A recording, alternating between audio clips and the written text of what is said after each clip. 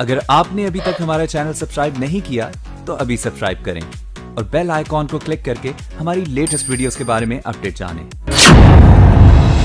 Samajwadi party का योगी सरकार से सवाल।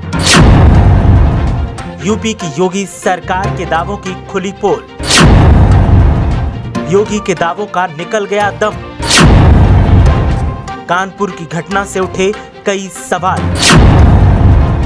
अपराधियों पर अंकुश लगाने का दावा झूठा निकला। विपक्षी दलों ने सरकार पर उठाए कई सवाल। सरकार को अब देते नहीं बन रहा जवाब। कानपुर देहात के चौबेपुर थाना क्षेत्र में आज जो हुआ उसने योगी सरकार के हर दावे की हवा निकाल दी। इस घटना ने साबित कर दिया कि प्रदेश में हालात बद से बदतर है। लोगों में वाहवाही लेने के लिए विज्ञापनों के सहारे सरकार सब चंगा दिखा रही है, लेकिन जो आज हुआ वो बताता है कि दावों से परे हकीकत है, जिसको करोड़ों रुपए खर्च करके छुपाने की कोशिश की जा रही है, जिसको जनता से छुपाने के चक्कर में सरकार अपने ही सिपाहियों को बलि का बकरा बना रही है।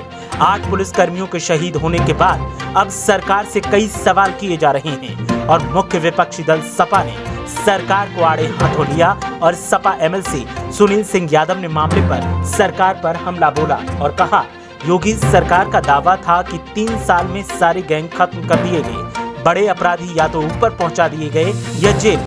सवाल ये है कि इतना बड़ा हिस्ट्री शीटर किस सत्ताधीश के संरक्षण में ऐश कर रहा था। योगी सरकार का अपराधियों को खुला संरक्षण छुपा नहीं है। सपा नेता सुनील सिंह ने साफ शब्दों में कहा कि जो हालात दिख रहे हैं ये हालात बताते हैं कि सरकार चहेते अपराधियों को संरक्षण दे रही थी और छोटे मोटे अपराधियों को जेल में डालकर वाहवाही लूटने की कोशिश कर रही है। सपा की माने तो योगी सरकार में सवर्ण समाज से ताल्लुक रखने वाले रसूखदार अपराधियों से टकराने की हिम्मत ही नहीं है, जिसका सबूत कानपुर देहात का ये मामला देता है।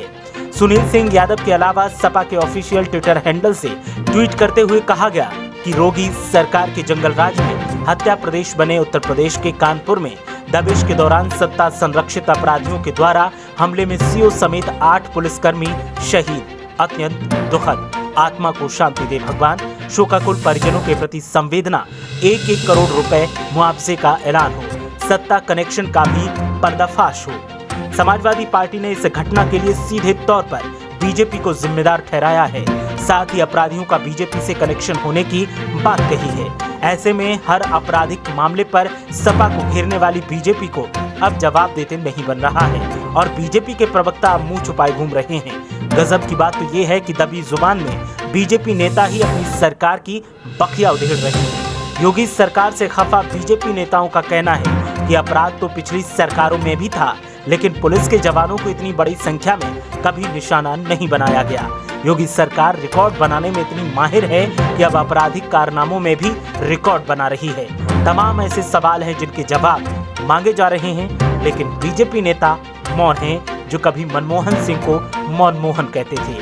आज बीजेपी के मौन पर आवाम सवाल करती है।